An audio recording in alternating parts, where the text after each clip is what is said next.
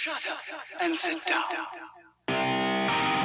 Welcome to the Big Blue Offensive Podcast with Mike Trainer, Jay Jules, and John Depot.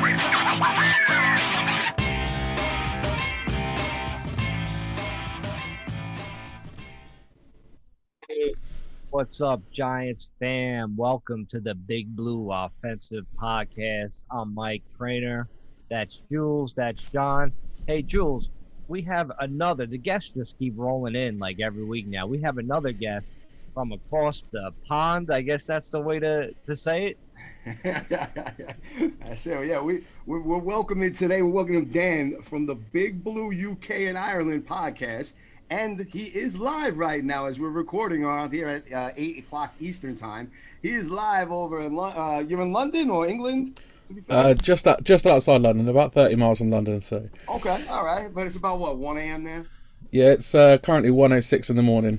So it's all good, baby. It's all good. That's what we call dedication, and these are the type of Giants fans that we're learning more about that are over in the UK, which is just amazing to begin with. But before we get into, learning a little bit more about our guests and a little bit more about how the UK is influenced by Giants football in the NFL, real quick, unfortunately today, Coach Jim Fassel had passed away, and our condolences out to him and his family. So it seemed like kind of a sudden type of thing. It was a heart attack. He was 71 years old. To me, I don't know about the rest of you guys, but I think Jim Fassel kind of was very underrated as a coach. He did a lot that just kind of just got swept under the rug or forgotten about. And, had that 2000 Super Bowl gone a little differently, I think his name would have been a little bit more legendary within the Giants organization, and something that would have been maybe been a little bit more respected as far as the fan base was concerned. So it's just a shame to hear that. Like I said, he turned Kerry Collins around to where they thought he was an afterthought. No one. We were actually a 1-point underdog in that NFC Championship game against Minnesota when we ended up blowing them out like it was nothing. Like I said, I think it was just that Super Bowl kind of just put a stain on the rest of his career that he never really officially got over. I don't know how the rest of you guys feel about that. Dude, he went against like the Ravens, like the number one defense. They could have killed anybody that year. They were ferocious. They had Ray Lewis. My man killed his dog right before they played in the Super Bowl. Like, if you remember that fucking story. Plus, he murdered somebody. So, yeah, I mean, listen, like, rest in peace, Jim Fassel. Like, that dude, like, man, remember when the 2000 when he went to the playoffs, like, we lost 2 games in a row. He's like, he had that big speech, like, it's like a poker game. Everybody that wants in, you get in. Everybody wants out, you get out. We're going to the fucking playoffs. Like, right there, I'm like, that's my coach, man. Jim Fassel. I'm like, yeah, God bless that dude, man. He went 10-5-1 his first year with, like, Danny Cannell, like, from Florida State. I'm like, how does that happen? You know what I mean? He should have been the coach for, like, 20 years. But, like I said, man, rest in peace. Good dude. He was our coach also for 9/11, and he was there supporting like the firefighters, the cops, all the first responders. He was down there like the ground zero where the shit was still like burning.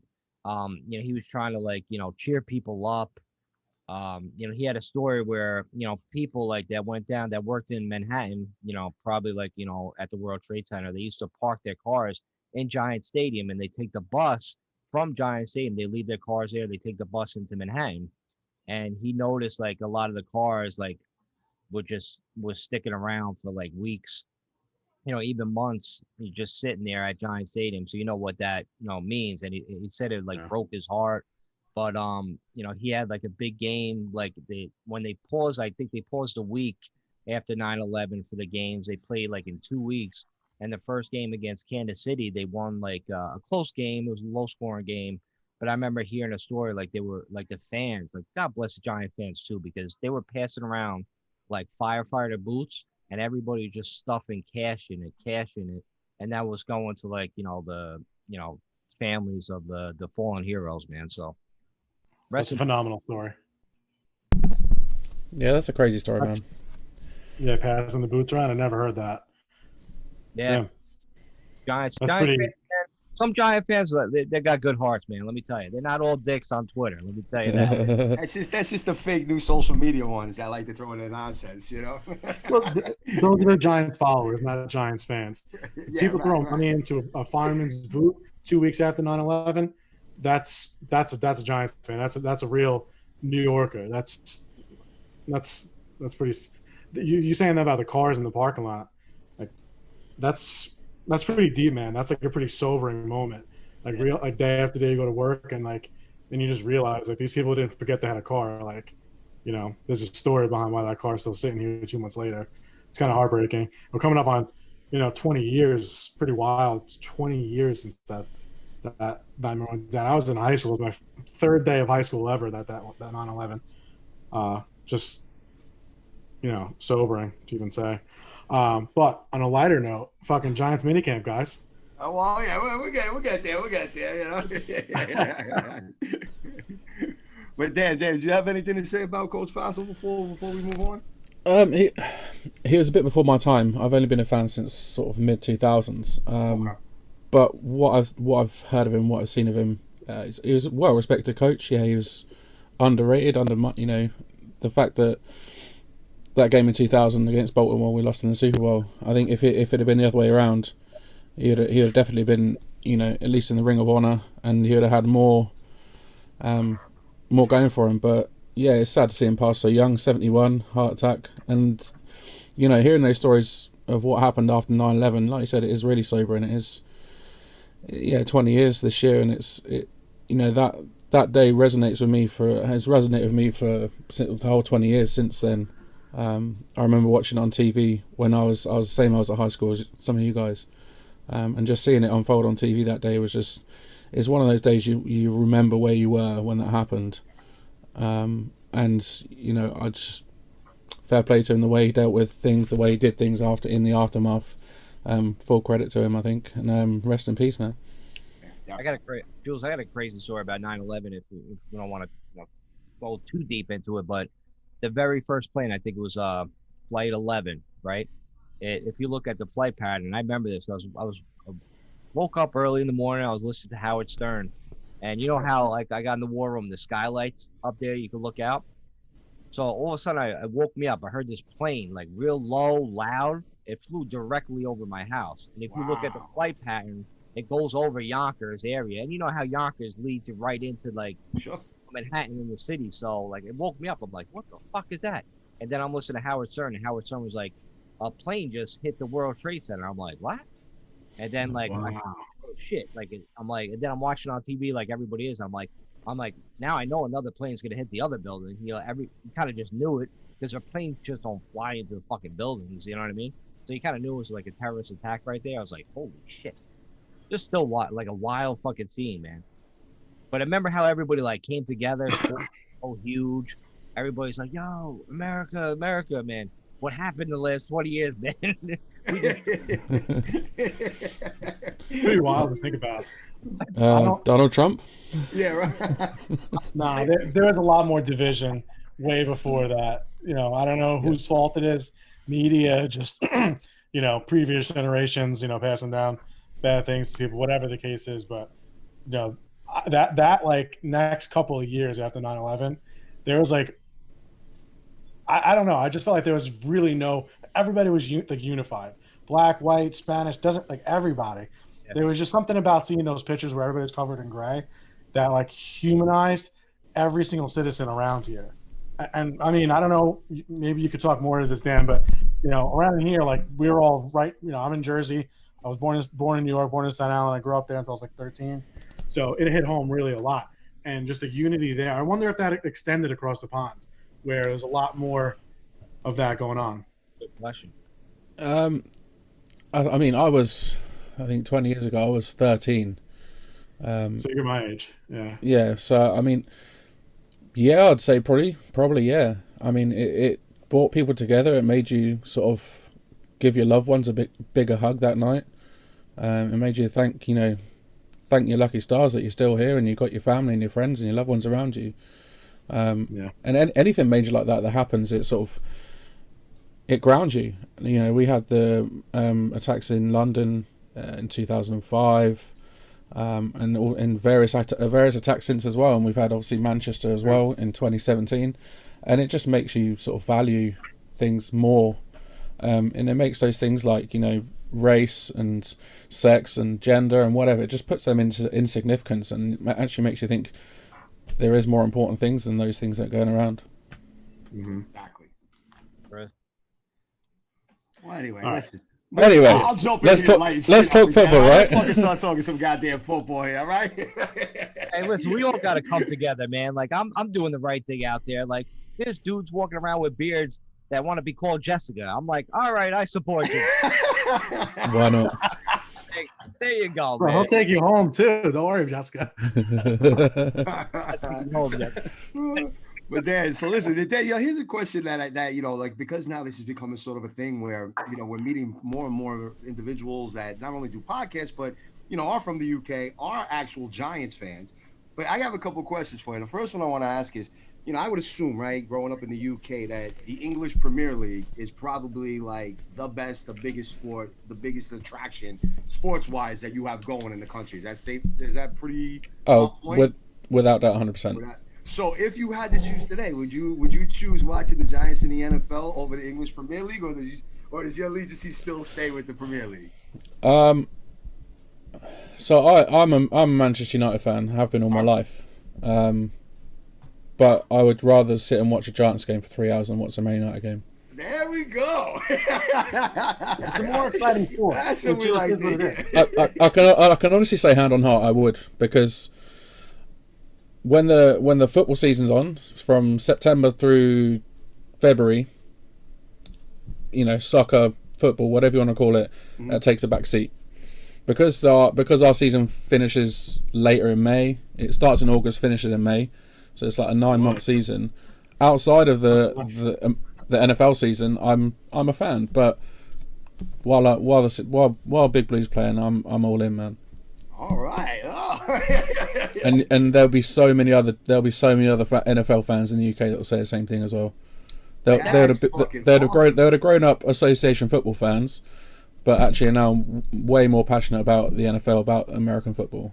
Now, do you think any of that has to do with the fact that they started playing that game over in London? Do you think that really helped bring the popularity to the UK? Massively. Really? Wow. Yeah. Yeah. I mean, I went to the first game in 2007, and I couldn't believe it was sold out. I had to get a ticket sort of through the resale market. I couldn't get a ticket when they first went on sale. Wow. Yeah. I mean, I ended up paying, I think it's about £150. So I mean, I don't know what that equates to in dollars. Maybe $175, nearly $200. Sure. For the ticket, and they face value, they were sort of going for £50-60. So I paid sort of 3 times the amount just to go see the Giants. So that's 15 years ago. Yeah, exactly. 2007 is a long time ago. I don't know where that time's gone, to be fair. Yeah. And it's just grown and grown and grown ever since. That's why the NFL wants to expand there. They're talking about expansion teams, and a lot of fans are kind of like, oh, why do we want to go over there? Why do we want another team over there? But this is the case in point right now. You're saying how big it is. You'd rather watch that than soccer. That's unbelievable. That shocked the hell out of me. It's just weird for us to watch a game over there when the whole crowd, they just cheer for everything. Yeah, crazy. To be if you go to a London game or an international series game, you'll see all 32 jerseys represented in that crowd. Wow, that's cool. And it is kind of like that sort of Super Bowl atmosphere, I suppose. I was going to say that. That's funny. Yeah, and it you have a lot more diversity. Yeah, it's 100%. Not a home crowd. No, I mean, apart from when Giants came across and played the Rams in 2016, that crowd at Twickenham, man, we were hot on the Giants that day. Oh, you see, it was a Giants road game, but it was definitely a Giants home game in the stadium. Yeah, I remember actually talking. Would you say that the Giants are the most popular team out there? Giants. Say it again. The Giants are more popular team. I remember watching that game at home, and I remember the commentators making comments about the fact that the Giants, it almost seemed like they did have a home game with how much the crowd was behind them on that game. Now that you mentioned that, I totally remember that. Yeah, man, Landon Collins, pick 6. Yeah, bro, and that play was the highlight of his entire career. I used to like Landon back in the day, and they turned into an asshole. Yeah, same. What was your question, John? Sorry, you asked the question, John. So, would you say if you asked 1,000 NFL fans in the UK over there, what would you say is the most popular team? It's going to be the Patriots. Ah, I know. Exactly. It's Patriots, Dolphins. Dolphins, Yeah, I know Dolphins are really big over here.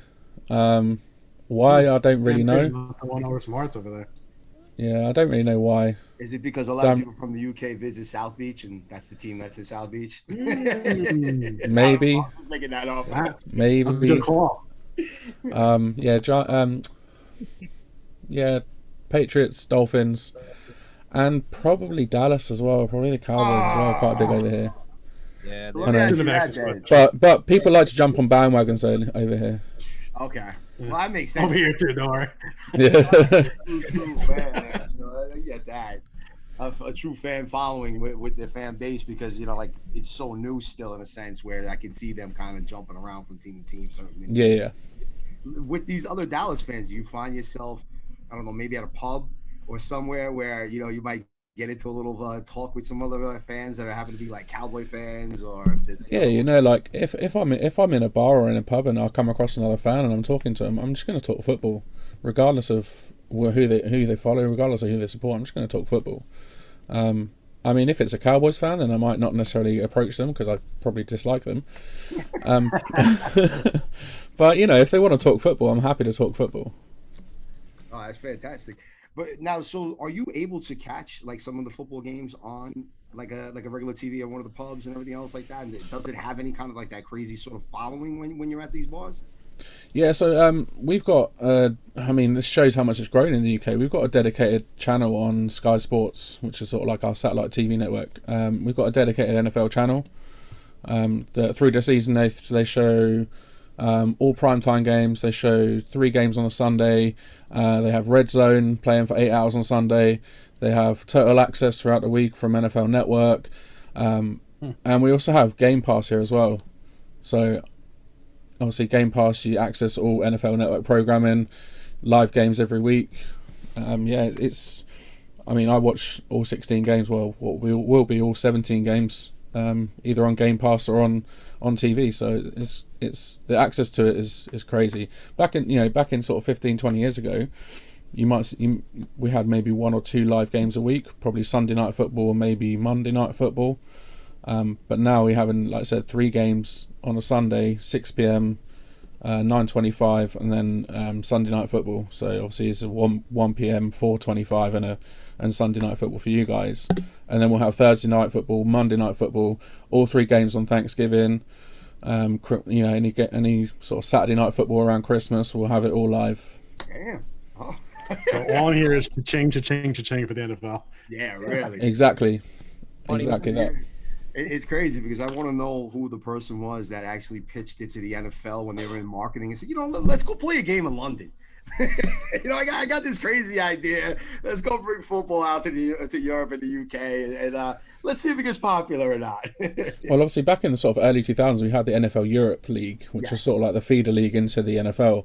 And he's just stepped down as the head of NFL UK, but a guy called Alistair Kirkwood pitched the idea to the commissioner at the time.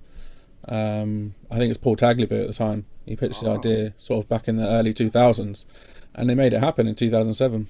Oh shit! Alistair Kirkwood did a huge amount for the NFL in this country, and in Europe as well. And he stood down after I think 20 years as the sort of head honcho behind the NFL UK, and he did a great job. Wow. Tagliabue, that's a man. He did a lot for the NFL, man. Respect for that. Seriously. Yeah, and obviously Goodell took over, and Goodell sort of spread his wings and finally brought it over in 2007. Yeah. Sorry, man. No, a team is definitely going over there, Jules. You can see it.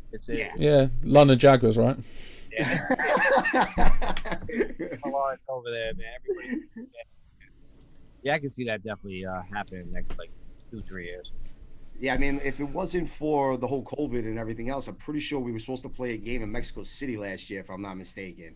I think it was like the Raiders or something like that. We're going to play there. So, they're really trying to expand it. If the Canadian Football League ever, I don't know, wants to make an agreement or ends up folding, which I don't know if it will because it's pretty big up there, believe it or not. I think that they'll probably put like a team in Toronto or Montreal or something like that as well, just to try to kind of get like part of that whole kind of Central America, North America kind of exposure with also the UK and everything involved as well. Yeah, I've heard things about having games in Germany because the game's big in Germany too. No kidding. Yeah, it's huge in Germany. We get thousands of guys over from Germany every year when the international series comes here. Wow. And because you think there's a lot of there's a lot of US troops in Germany as well, and they all come over. That's true. That's right. Good Yeah. call.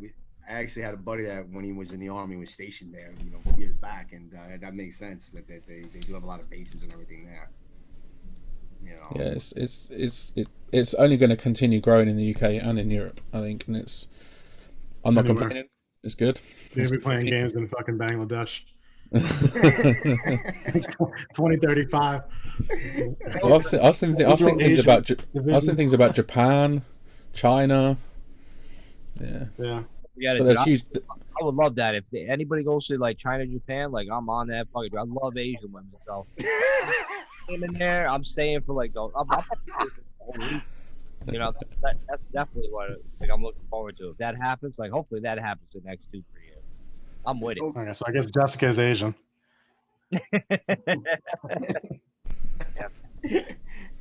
Guys, can we talk about some 2021 Giants right now? Oh, let's get going, man. Well, Mike, did you want to take a quick commercial break and then we'll get back and start going into the 2021 season? That's a good teaser right there, man. So 2021 is on deck. We'll be right back after this commercial break. All right, guys, we're back. Guess what we're talking about? What are we talking about, John? Mini camp started today, man. It's 2021 Giants. Is the first time that this roster's together. Everybody, Galladay, Tony, who had his own issues, Daniel Jones throwing the ball. There's videos of them, the connection already. It's here, man. We got our first little cocktail hour, so to speak, of the football season today, man. It's fun. It's here. I can't believe that's up on us. Hallelujah. I can't believe that. Come up on us. Yeah, it's only really a few weeks away. I mean, summer goes quick, bro. We're gonna be watching preseason games before you know it. It's only 2 months from right now. Less than 2 months. We'll be fucking watching. Yeah, 2 months. And then we'll be watching the first preseason game. Hopefully. That's awesome. You know what I mean? Yeah, hopefully nothing else crazy with fucking COVID reemerges or some nonsense. That would be on track and good. But yeah, I mean, listen, you got to love it because people are actually dying to see this NFL season kick off because I've heard more shit about minicamp and Tony not showing up to voluntary OTAs and all this other bullshit going on like I've never heard before in any years past. It's a little ridiculous. Literally, they're sitting there they're talking about this guy lost his shoe in practice and was running around barefoot and was doing. It's like, who gives a fuck? Look, they're all there. They're practicing together, right? It's about time that they start to get that timing down. I mean, they're talking about, I was reading an article earlier today that said, oh, Tony missed some valuable reps. And I'm like, bro, it's fucking June. Relax with these valuable reps. He's got 2 fucking months to sort that out. Yeah, listen, if you're telling me in July, he's cutting out of practice or falling asleep in film study or some shit, yeah, all right. Then we can start criticizing the dude. But it didn't show up to OTAs. Come on, man. It's a little it's getting a little crazy. But one thing, and Dan, I don't know if you're hearing this shit out in the UK or not, but one thing I got to say about this Giants team, the closer and closer we're getting to the season, it seems like we're getting more and more haters. It's just or doubters rather, right? That everybody's just kind of doubting this team as if we didn't go out and sign and make all these great free agent signings. We're not a year older. I think I remember hearing you guys mentioning a little on the podcast. It was maybe your last one where you guys were talking about how you thought about getting an offensive lineman, but then, you realize these guys are young and wide draft. Once some of the big names have gone, it was you were talking about how, they take another guy in the 3rd round, they take another guy in the 4th round. What's the point? We already have a bunch of these guys. They're all young, and now they're going to have a full year of camp and everything else to prepare and kind of get ready, right? I mean, I know you've been talking about some of those things as well, right? Yeah, I mean, when there's so much talk about why we didn't pick an offensive lineman in the draft, and it's when you look at it, why bother drafting one in the 3rd, 4th round when you've got a ridiculously young line there already that haven't really had much of an off season. You look at players like Andrew Thomas, he's 22 years old, Matt Pert, 24, Shane Lemieux, 24. They're all ridiculously young guys. They've not had camp. They've not had a camp together as the New York Giants. Put them together in camp and see what they can do. If after this season they're still shit, then fair enough. But give them a fucking chance. God damn it. In New York, people are so like quick to like, all right, we got to get the next guy. Like, all right, see, this guy sucked. It's like, you got to give him more than fucking 10 games a season. You're absolutely right about that. It frustrates me, like, at times with some Giant fans. It's just, come on.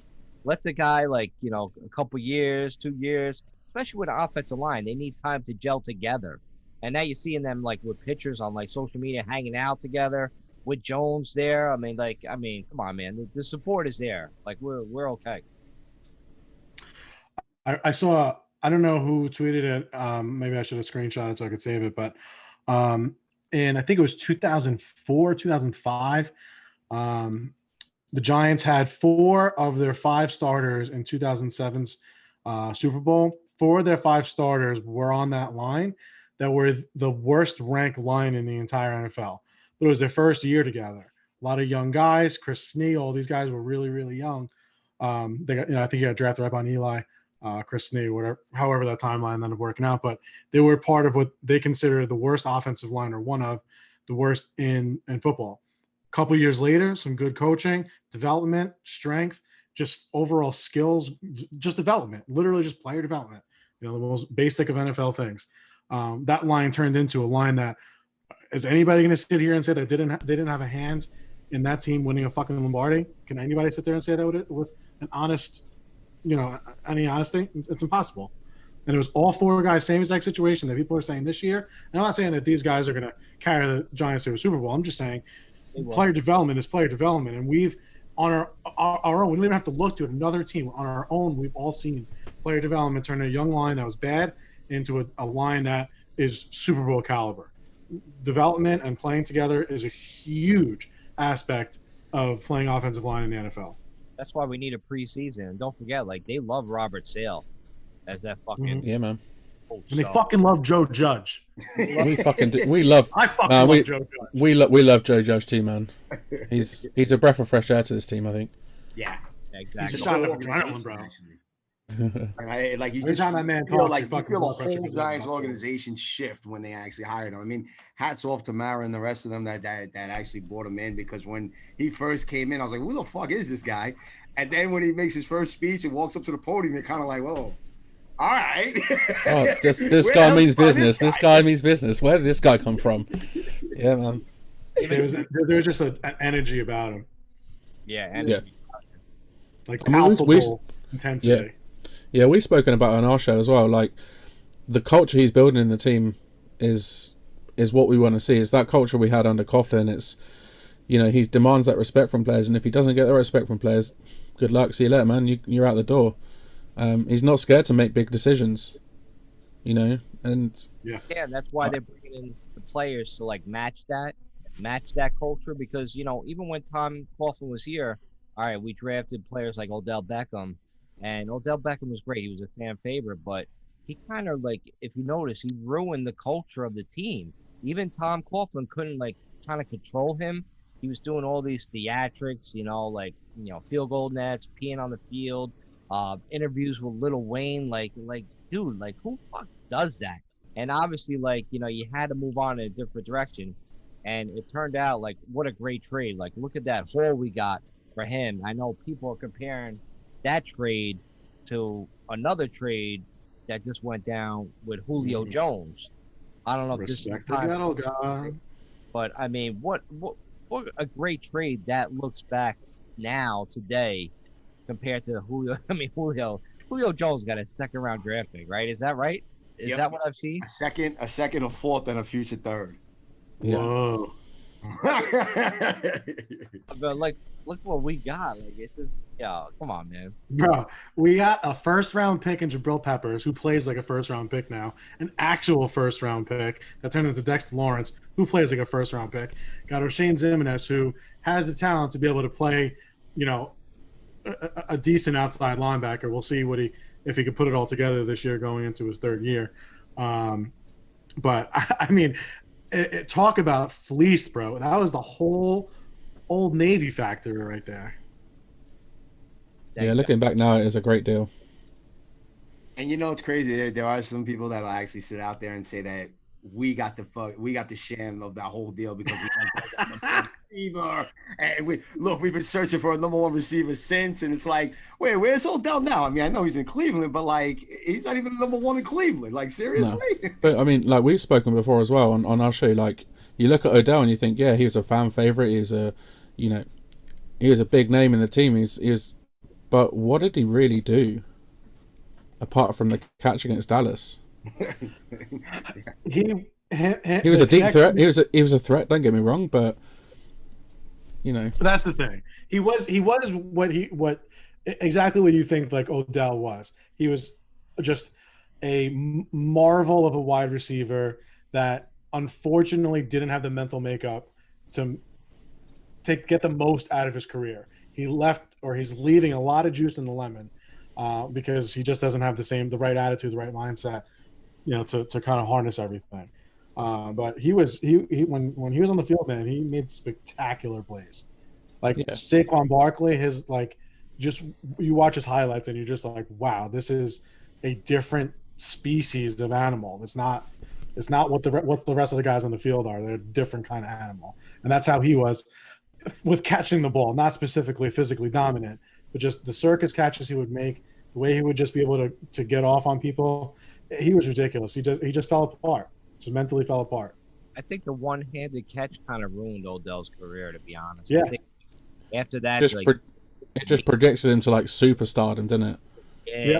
It went to, and he couldn't handle it. Especially a lot of people in New York can't handle that shit. Like it's different here. Dan, like in New York, it's like the spotlight, the media, it's just they're relentless with shit. And they're just always on you, and it's a shame. Like he was, a young kid at the time. He made a catch with like 3 fingers, and all of a sudden, like he's gonna be the next Jerry Rice, this and that.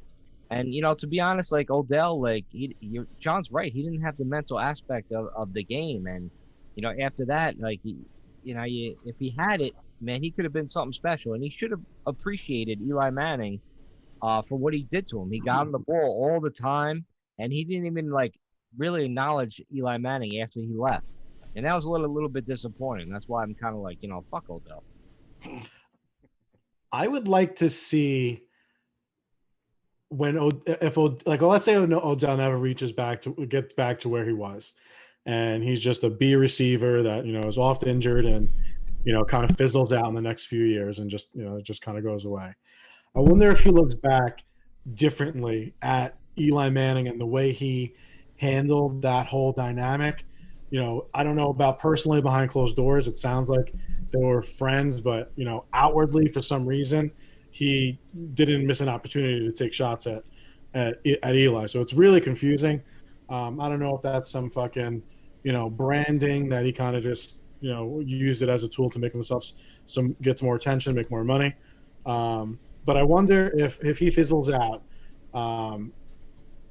What he says about that chapter of his life, if it's different tone. You should write a book. Maybe he has a beard. Maybe he'll change his name to Jessica. He's not age now. The Odell chapters, man, that would be a great book, for real. It'd be interesting to read. Put it that way. Very interesting.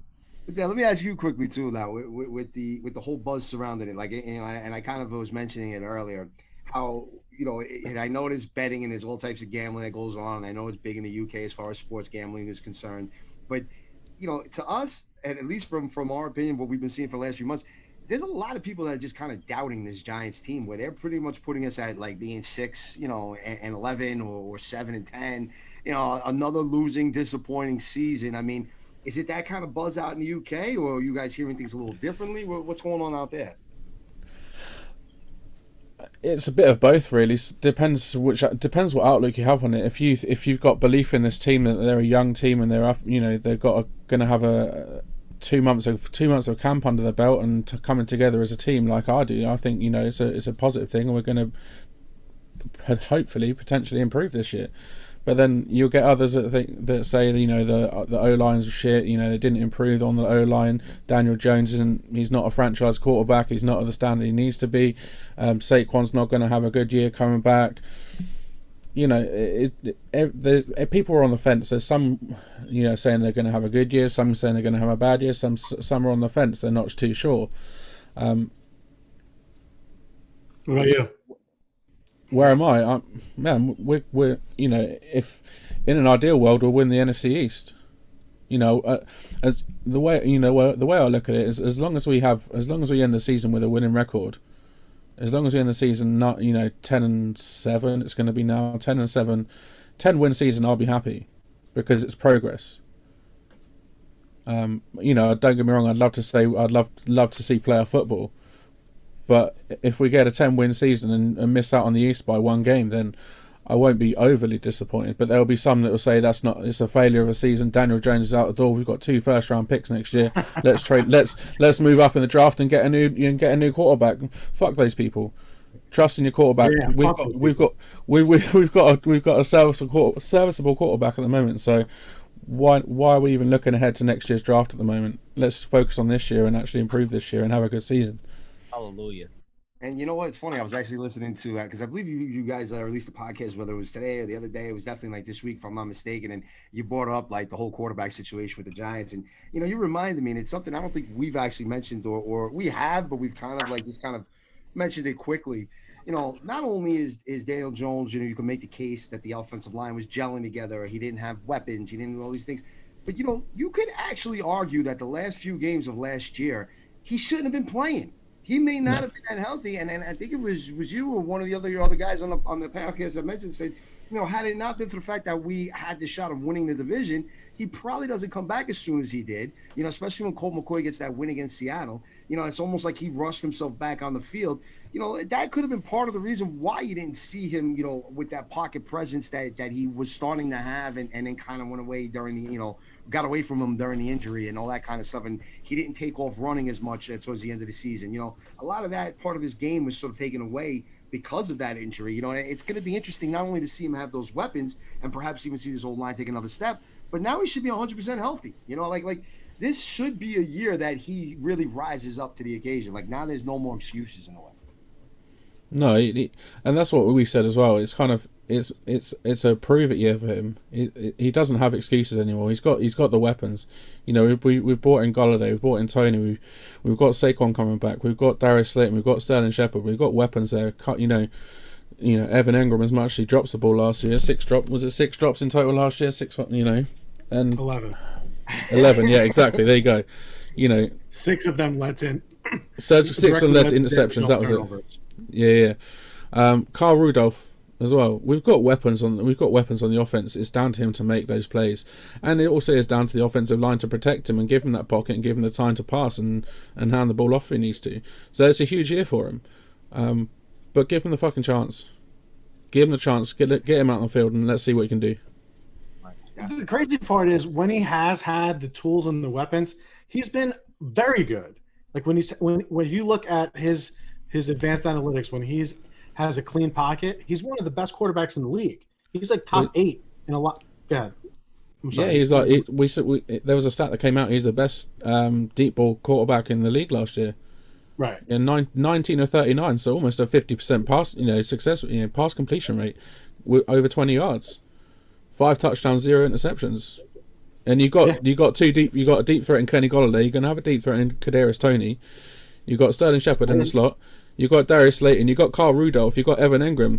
How many more weapons do you need? If he's going deep, Saquon exactly coming out of the backfield. He's got, we talked for pretty much 2 hours about Daniel Jones. I mean, it was literally last night. We recorded it and it went out today. We talked for nearly 2 hours about Daniel Jones, and there's so much you could go into about it. But the one thing I took out of it is give him the chance. Give him the chance. Yeah. Give him this year. See what he does. Even still going into year 4 next year, like I'll be very disappointed if he's not a starting quarterback in 2022, because I think he's got such a great opportunity ahead of him, and he'll just be stupid if he doesn't grab it with both hands.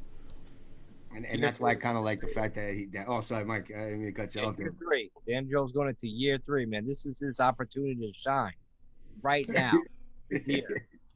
No, I all love how ready. Judge has literally just been like, shooting down any kind of doubt that that's his quarterback. You know what I mean? Where it comes up and it's just like it's not even questioned. He's like, yeah, no, that's our quarterback. Next one, please. Let's keep it moving. Like, why are you even asking me this question?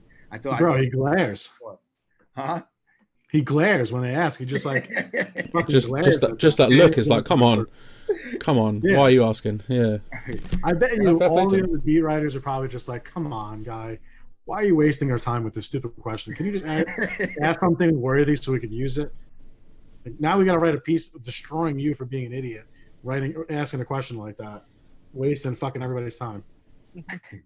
No, it's great because we mentioned earlier about how, like, Coach Judge is like, he demands the respect of the players, but he also demands the respect of his coaches.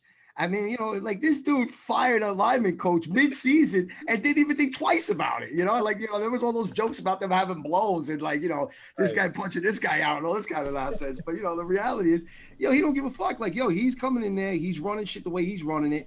And that's how it's going to be. And if you're not on board, get out. And I think he'll start telling some beat writers that shit. I'm waiting for him to throw him out one of these times during the press conference and be like, ask me that question again. I would love that. Jules, has there ever been a head coach that like fired his like a subordinate like real quick like that? Has there? I don't remember it being like that. I think Joe Judge might be the first. I gotta look it up, but if anybody, please like shout it out. Like I have no idea, but that was unprecedented. Like that. Like if that doesn't establish like the type of culture you're bringing, I don't know what does. He's like, look, I'm not gonna just like fuck around with my players. I don't like you. You're out. Yo, Jules, remember some of the beat writers were like, "Oh, this could go bad real quick." Yeah. I'm like, get the fuck out of here. He's losing control of the locker room and his coaches and this and that. All of a sudden, it was like nobody said a word, and all of a sudden, the offensive line went from being like a grade C to a B plus A. Right, everybody hush after that. Oh, that's when we got. They were saying 2 wins. Listen, that's why you got to kind of feel that, like, look, maybe if you wanted to knock something, and I'm really like fucking reaching here, but maybe Joe Judge doesn't know an offensive like playbook like some of the best offensive coordinators or offensive mind coaches in the game, or you could say the same on the defensive side of the ball, right? But when you're a head coach, you don't necessarily need to be that guy. That's why you have your offensive coordinator. That's why you have your defensive coordinator and all the other coaches underneath. You need a guy that shows up and is a leader, can control his team, can make decisions like you were mentioning earlier, can just go out there and a tough decision can be made and he goes and makes it and lives with the decision he made. That's what a head coach is. That's what a leader of that organization is. And that's what I see all day with Judge. So if he's going to sit there and say that Daniel Jones is his guy, then Daniel Jones is a fucking guy. And that's the end of it. Yeah. I mean, your OC's there for a reason. And the fact we got Jason Garrett, ex-head coach, it says it all. He's put the trust in Jason Garrett to do the work on offense. He doesn't need to play. He doesn't need to call the plays. He's there as the man, and it comes down to him. The main decisions come down to him, but he doesn't need to call plays on the sideline. That's what you have an offensive coordinator for. And head coaches that do call plays, I don't like them, man. Like bring in an OC. Come on, you don't need to call plays on the sideline on offense as a head coach. You know what I like what they're doing, Dan, is like they're preparing for Jason Garrett's exit because they know he's gonna get. Yeah, he's gonna go like this. He's gonna have this year, and he's gonna be hired before he's fired. Because, like, say the Giants come out and they score like 28 points a game, right? All of a sudden, Jason Garrett's like high commodity, head coaching opportunities coming somewhere. So he's getting coaches, like Judge's hiring coaches that it's going to be able to step in, keep the same system. So Danny Jones doesn't have to go to a brand new system, have to learn a whole new system again. He wants continuity there. And man, like I love it. And everybody's like, "Oh, well, but they keep hiring like all these other coaches to help out on offense." I'm like, you understand what he's doing, right? He's making a move for the future. Like he wants an even path for Daniel Jones and to grow. And a lot of NFL teams they don't do that. They don't do that. They move on to the next guy so quick. And I tell you, this is why I'm very impressed with this coaching staff, man. Yeah, we've got the most coaches out of any team in the league, but there's a reason for it. He's building for the future. He's building for Jason Garrett's successor, and he's you know, he's got the final say, and he's running this organization, he's running this team so well. And some of the decisions, you know, all of the decisions he's made so far, I've not questioned one of them, because, you know, he's made that decision for a reason, and he's the one that's made that decision. He's probably consulted others, but he's made a decision. He's sticking with it, and you know, if people don't like it, then see you later. Right. Peace. Listen, that's why he brought in guys like Rob Sale, Freddie Kitchens. Like, you know, listen, if that offensive line takes that next step, right? Because, you know, that's a big question mark. We know it's one of the 3 big question marks facing this Giants team this season. And he take that next step. That's a guy that has offensive coordinating experience from college. This is his real first NFL gig with Robert Sale. And you could see something like that passing along to him, or, you know, maybe Freddie Kitchens gets it first and then it'll pass down to him. But, you know, these guys are in place to do that kind of next man up thing, where it's going to keep that system all the way it is for the next couple of years to go. And that's a great thing. It's an encouraging thing. And look, if Jones in that offensive line takes that next step, you know, that's who these guys are. This is why these guys are doing that. There's a couple of things. It's everything that you're saying. Basically, what he's trying to do is build the New York Football Giants system, not Jason Garrett's system, not Patrick Graham's system, but the Giants system, and not just with the roster, but also with the coaching staff. There's one vision, there's one style, there's one, you know, this is how we do it here. All the coaches know if he wants to promote from within, be able to have everybody on the same page for now and then for years and years to come. He wants to have the Giants, like the Patriots way. He wants to have the Giants way, not necessarily, you know, Patrick Graham's defense, or like I said, it's not like that. And then also you got to consider, of our starting 22, really 25, 28 players on both offense and defense, if you just look at that and not the depth guys, I would say we're probably one of the youngest teams in the NFL. And that's got to mean something. We don't have a bunch of 27, 28-year-olds running around. We have a bunch of 23, 24-year-olds running around. And that's important. This game isn't, it's not baseball. Baseball is a very difficult sport to play, but it's not a complicated sport, right? It's not. Basketball is kind of the same thing. Football is a whole other level. There's a lot of nuance to it. Things happen lightning fucking quick, and you got to get better with time. And having that, you know, 1 or 2 players per coach, that's going to help everybody. Definitely, man, without question. Agree with that, man. I can't wait for it. Bro, I fucking can't fucking wait for it, man. Tap the fucking base. Roll on Jets on August 14th, right? Is that what it is? They released the preseason schedule, right? Yeah, August 14th. That's early. Nice. Yeah, that's what they say about establishing the culture. Coaching staff first, man, and that's why we do it. And you know what? I can't let this episode end without mentioning this. And you know what? Some people aren't going to like it, but it's undeniable. We're not here to be liked, man. What happened? We're not here to be liked. We're not here to be liked. I know, but the thing I was going to say was, this didn't start with Joe Judge. As much as we want to say it did, Dave Gettleman came in here and said culture from the beginning. He got the majority of this roster. All these young guys were here before Joe Judge got here. Yeah. His vision, his style doesn't work with other guys. It's because Dave Gettleman made it a point that the guys he knew weren't just you know, spackle for the walls to keep the team on the field. The Patrick Omames, guys like that, those weren't the long-term solutions to the team. Jonathan Stewart, those were just fill-in roster guys. Daniel Jones, Saquon Barkley, Will Hernandez, Lorenzo Carter, those guys that he was getting in the first couple of years, they set the foundation for him to come in here and have this style. He got professional football players. So we can't let this go and just not say thank you and appreciate the fact that Dave Gettleman knows what the fuck he's doing. Thank you, John, because these guys, the young guys, like you mentioned, like Carter and et cetera, they weren't ready. They're not supposed to be ready year 1. They're supposed to be ready year 2, year 3. So he's got these guys like to bridge the gap right there. And people are making fun of the moves like the Jonathan Stewart and the Patrick O. Like relax. Like now, like I think people are starting to wake up and realizing like, oh shit, like he changed the culture. He got rid of the garbage. He's bringing these guys in. Dude, you're 100% right, man. I don't understand why a lot of these Giant fans don't understand that. It's I mean, not. you just got to look. You just got to look back to what he did in Carolina. Mhm. You know, he took a team in Carolina who, let's face it, wasn't doing much, to a team that's in the Super Bowl, in Super Bowl 50 against Denver. Yeah, granted they lost, but MVP and Cam Newton, 15 in one season. I'm sorry, but that's pretty successful, right? So, and what he's Bro. doing with us as well. 15-1, dude. That's just one of the best seasons ever. Exactly. Like, it's one of the best fucking teams of all time. If you make a list of teams, as far as dominance is concerned, is that team not in the top 10, top 12 in the history of football?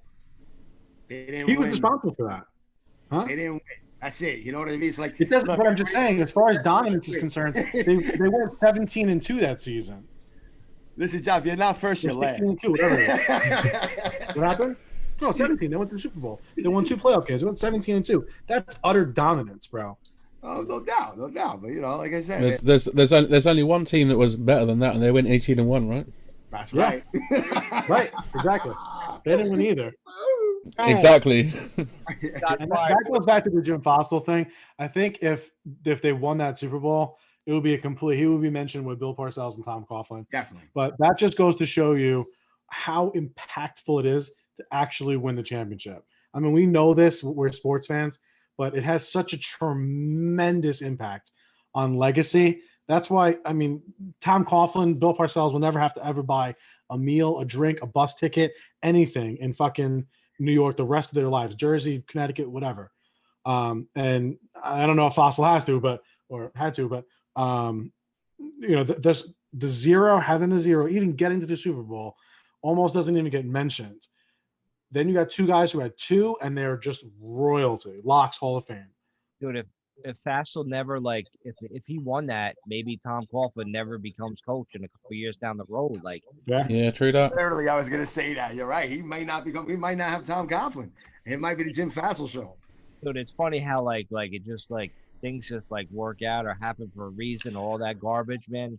It's just funny how it works out. But man, we go through some pretty shitty years. Remember Ray Hanley? Like Ray Hanley, we had Ray Hanley. Shit. That guy was garbage, man. And McAdoo, Pat Shermer. McAdoo. Pat Shermer, yeah. We could thank them, because if either one of them was a little bit better, there's a possibility that they're still our coach and we're still 6, 7, 8 win team and not really doing much. Maybe not 3 and 2 and 3 wins like that, but you know, maybe they're just good enough that they're not fired and we miss out on an opportunity to have Joe Judge. I almost want to hug both of them. Yeah, no. Thank God. Yeah. Thank you for being shit. Yeah.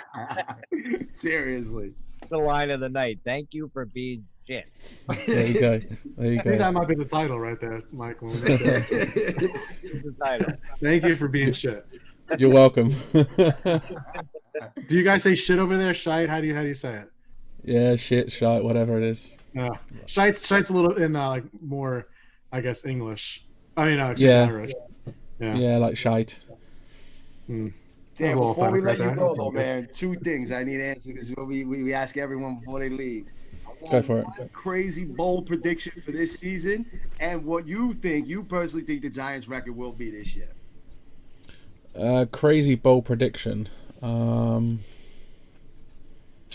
That's a tough one. Yeah. Because I don't know before. Because I don't know if it's so crazy, but I think Saquon's going to have a huge year. 2,000 all-purpose yards. So now, do you do fantasy at all? Any kind of fantasy? Yeah. Football? All right. So your bold prediction is then that Saquon Barkley finishes as the #1 fantasy back this year, hands down. Yeah. All right. Let's be a little bit more specific, though. 2,000 yards he already did, right? Behind a terrible offensive line. All right, here we go. So he's going to rush for 2,000. He's going to get like 25. No, I wasn't even going to say that. There's too many mouths to feed. I don't think he's going to have a 2,500-yard season. I don't think that it's necessary for him to have a 2,500-yard season, like total yards. The more important question may be, how many touchdowns total? Oh, I like that. 15. 15 total. All right. Good number. All right. I like that. 15 total TDs. We got it. All right. #1 fantasy running back and 15 total touchdowns. minimum here for Saquon in 2021. I would have said 50. That's right. 4 game, motherfucker. He's gonna break the all-time record. He's just scored like 8 in one game. You do have an extra game. I'm just saying. True. You never know. True. And it's gonna skew things I fantasy. want to hear the record, though. I want to hear the record. Yeah. The record, the weeks before and after the bye are crucial. Yeah, definitely. You know, that's going to be the difference between a win and a losing season. I think 10 wins. I think 10 and 7. That's fair.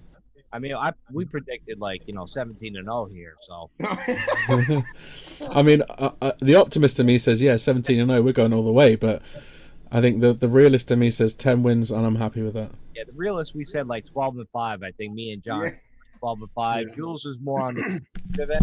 I'm more around the 10 Ray, right? Then between Dave Gettleman and Daniel Jones and the Giants, I have to be that guy that kind of deflates them a little bit, because if not, Daniel Jones is gonna pass for 50 touchdowns. We're gonna go 17-0. Saquon Barkley's gonna run for 3,000 all purpose.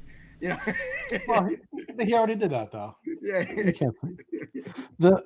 I think if with relative health, if they don't sustain a Saquon Barkley 2020 injury and those weapons stay healthy enough, even if they don't play 17, they play 12, 13, 14 games.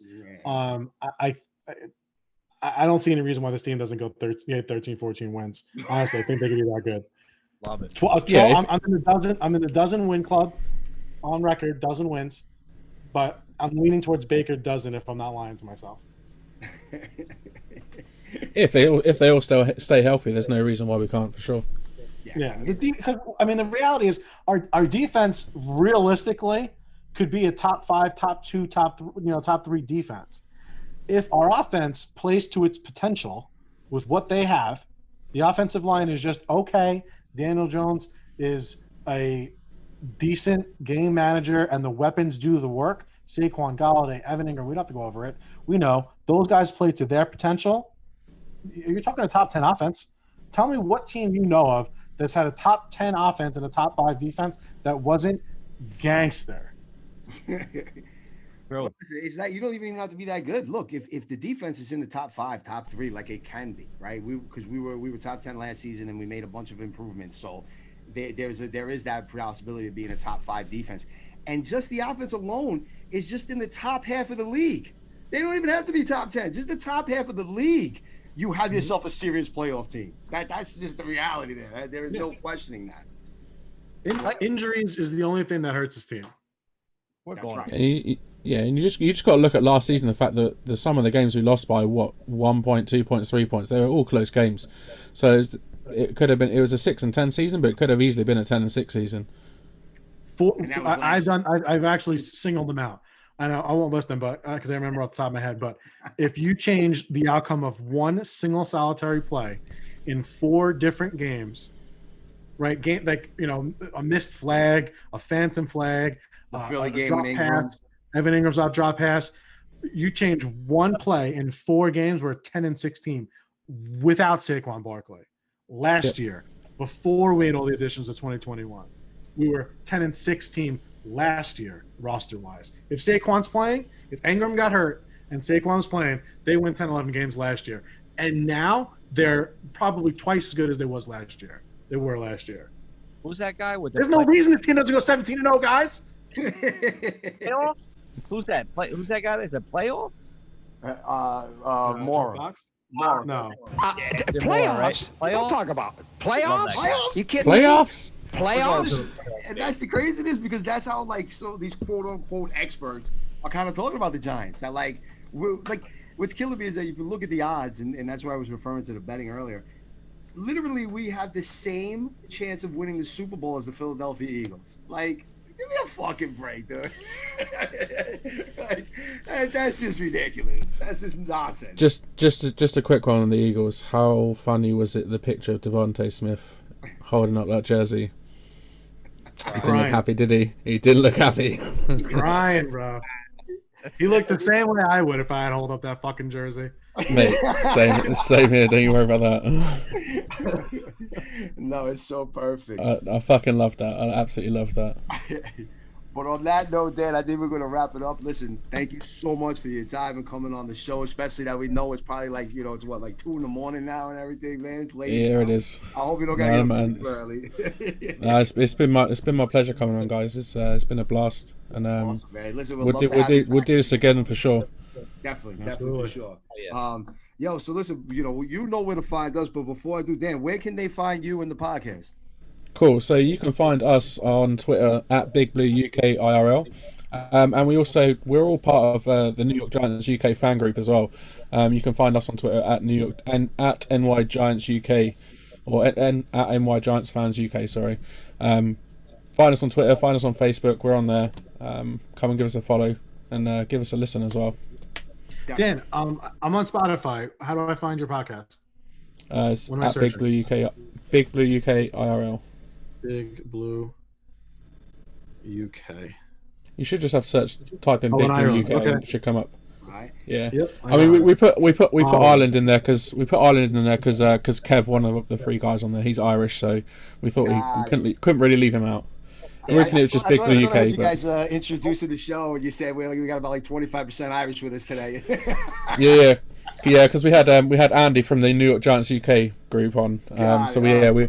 Our tagline at the start is 66% British and 33% Irish. Don't leave the Irish people out, man. I'll make sure, Oh no, man, we didn't leave them out. make sure I follow you guys once I get out of Twitter jail in about 3 days and like 8 weeks. I just keep These guys find themselves in Twitter jail more often than not, so I don't know what they be doing. But anyway, listen, that's going to wrap up our show. You know where to find Dan and the guys over there in the UK. They're a great show. Listen to them. They know their stuff. It's great to hear that the sport's growing there. You know where to find us, though, at Twitter at BBOMYG. You know you can find us on Facebook at the podcast, right? That's where we're at. If you want to reach out to us individually, obviously you're only going to be able to reach me right now because the other 2 guys are in Twitter. No, I'm good. I'm on parole, baby. All right. John's back, so you can catch him at NYG Slam Parade. I don't know when Mike will be back, but he's at MFT Mike Trainer, and Jules is at Jules NYC. This wraps up another show of the Big Blue Podcast. We're out of here. We'll see you guys next week.